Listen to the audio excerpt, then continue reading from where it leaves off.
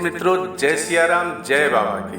मैं पवन कुमार चतुर्वेदी आप सभी मित्रों का चैनल पर स्वागत करते हुए एक नए विशेषांक के साथ आप सबके मध्य उपस्थित हूँ।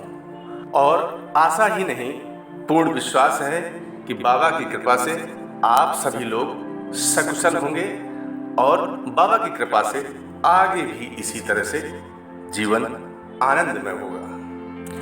मित्रों, चलते हैं विशेषांक की ओर। संत प्रवर गोस्वामी श्री तुलसीदास जी महाराज श्री हनुमान जी महाराज के चरित्र का वर्णन करते हुए श्री हनुमान चालीसा में बड़ी ही सुंदर चौपाई लिखते हैं। क्या? जो ये पढ़े हनुमान चालीसा हो ये सिद्ध साखी गौरी सा। गोस्वामी तुलसीदास जी लिखते हैं, श्री हनुमान चालीसा का जो पाठ करेगा, जो इस ग्रंथ को पढ़ेगा, भगवान शंकर की साक्षी से मैं कहता हूं कि उसे अवश्य सिद्धि की प्राप्ति होगी।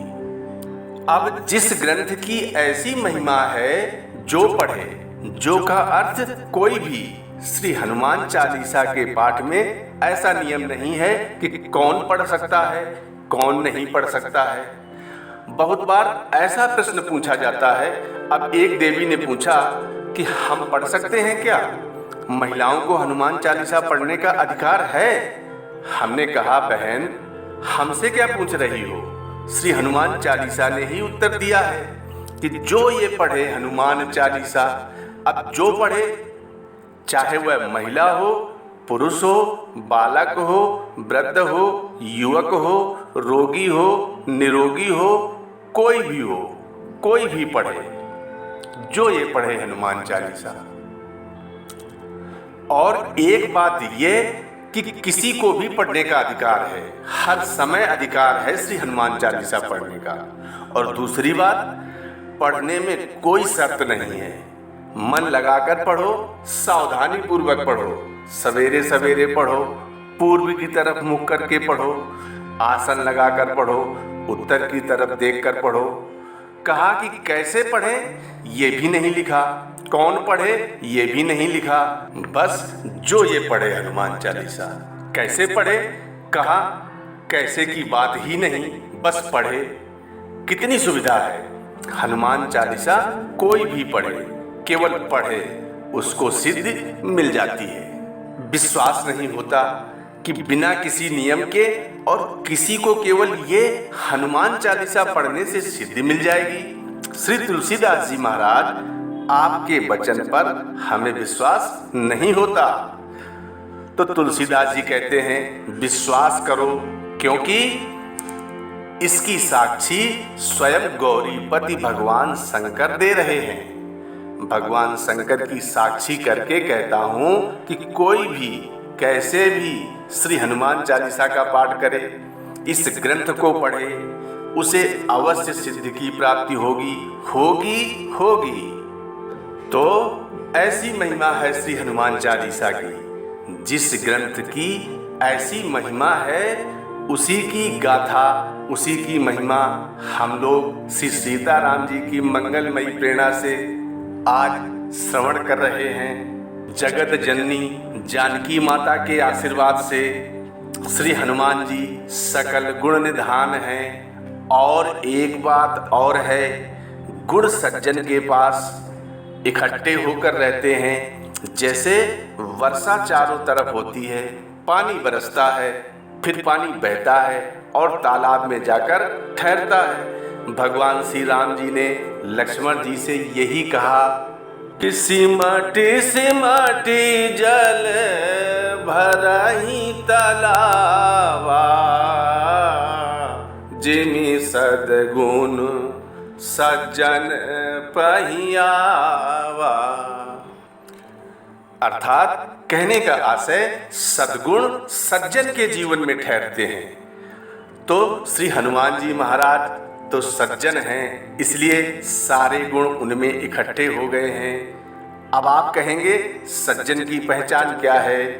तो देखो, ऐसे तो हम लोग किसी को भी सज्जन कहते हैं, कहना भी चाहिए।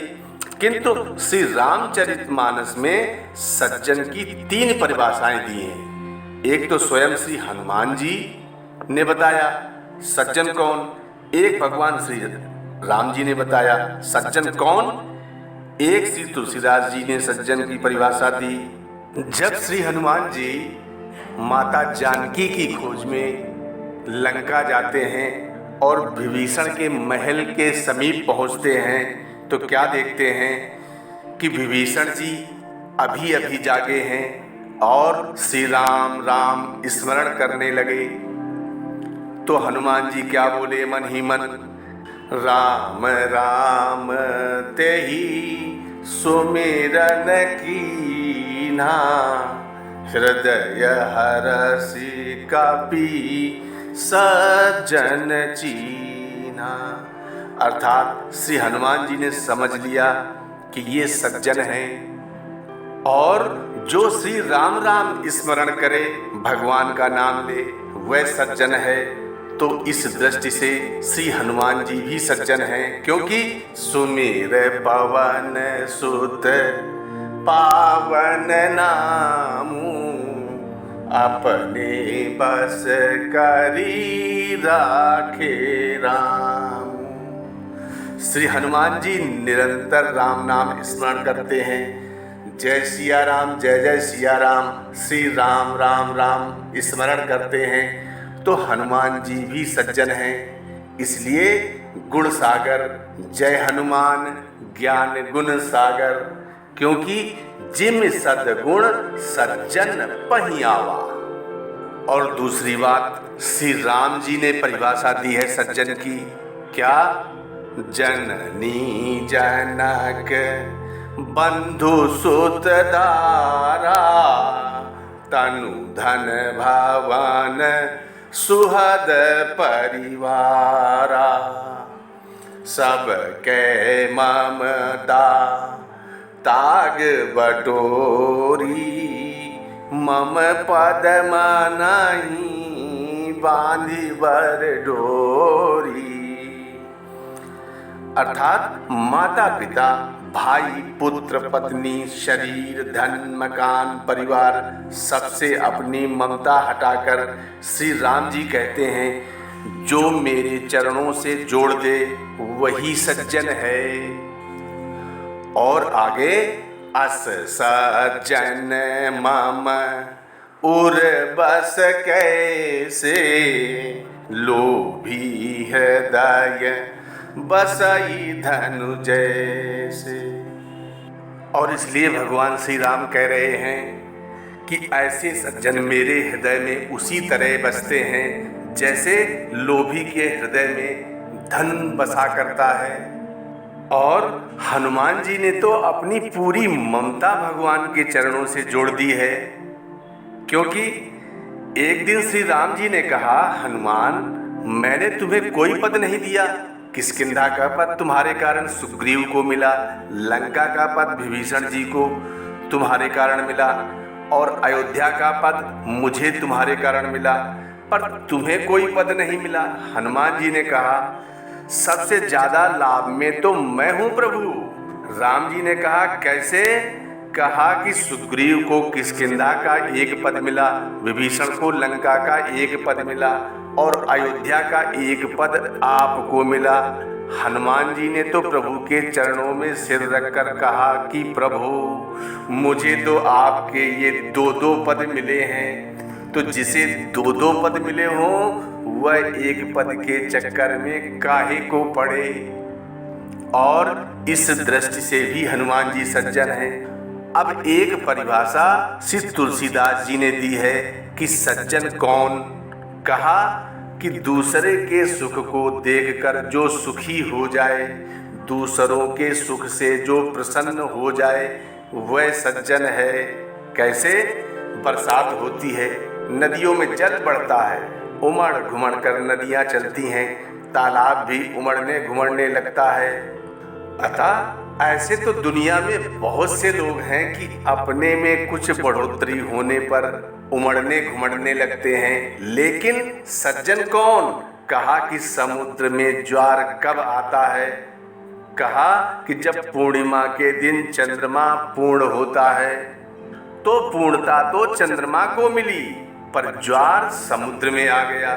समुद्र का हृदय हर्ष से भर गया चंद्रमा की पूर्णता देखकर।